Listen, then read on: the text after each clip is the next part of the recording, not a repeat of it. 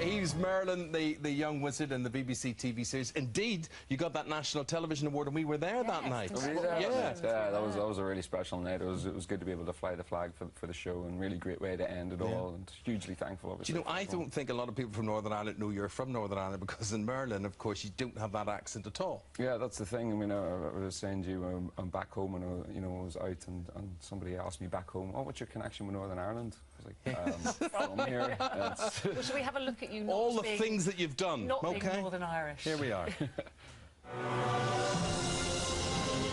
Seats the weirdo.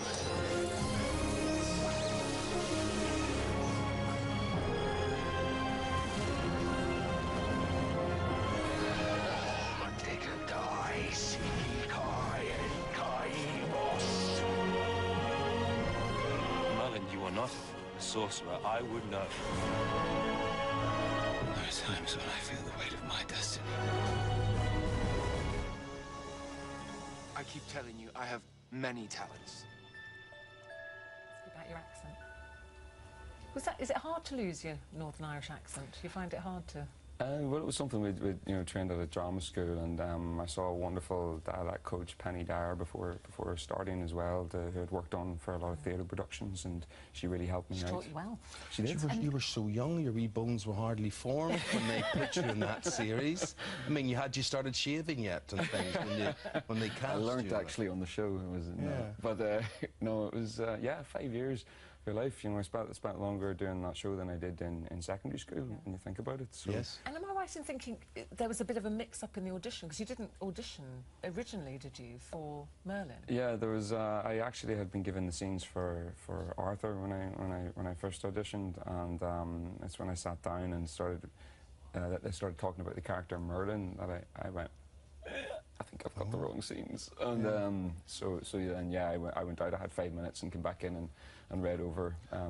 Well, that's an indication of the talent you have, and then you transfer it to the stage. And we're talking about Shakespearean plays now, and we're talking about The Tempest in particular.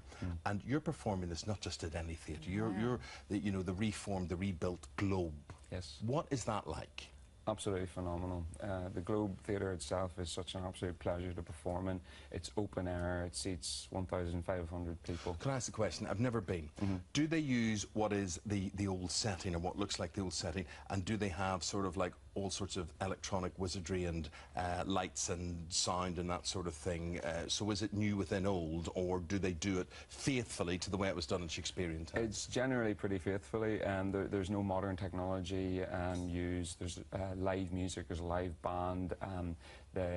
It's all very traditional in that respect. There's no lights. The audience are in the same lighting as you. When it gets darker, there is some lighting to help, obviously, when it gets dark, and there is such a really special feeling. And when you stand on that stage, could you imagine what it would have been like in Shakespearean times? Do you get that feeling of that history?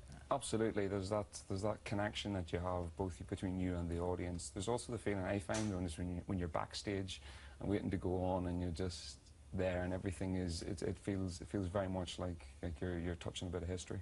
Well, you're touching a storm, as The Tempest would suggest. Is it true that if you're in the audience, you may be in danger of being hit with a cannonball? You're in no danger now. There's no one's going to get injured. But certainly, if you do choose to stand close to the stage, I mean, you can essentially buy a ticket for £5 to stand in the yard. There is a chance that you might get some form of interaction. What do they do with these cannonballs, though?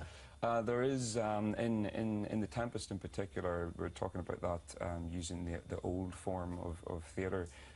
Everything is created naturally, so there's the storm in The Tempest, the actual tempest itself, and so they've used very much traditional forms of that. So there's cannonballs that are rolled around the back of the audience to create that feeling of an interaction. Rumbling storm effects. So the audience are very much really in the action. And your costume sounds interesting, I was reading, because you play Ariel. It's an interesting interpretation. Yeah. Feathers, a very tight top, and calf-length white boots. Yes. Sound like you should be in something else. That sounds like Armagh on a Friday night.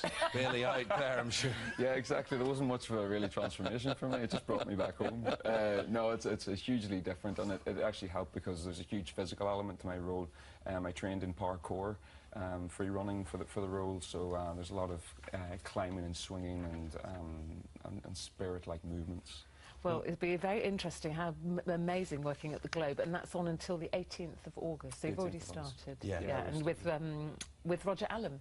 And isn't it? fantastic. There is a Northern Irish drama which I'm particularly enjoying. I think it's tonight, or was it last night, The Fall, because we've got it taped. Yes, Last night, The Fall. That was episode 3 last night, which you're not in, but you're going to be in a drama called Quirk. Yes. With Gabriel Byrne, which we're going to see in the BBC as well, which is set in the 1950s. Next time you're in, we'll talk about that. We can't now. We can't now. I've got to go to the news. But it's been lovely to meet you. Lovely. Lovely to meet you. Thanks very much indeed. Good to see you.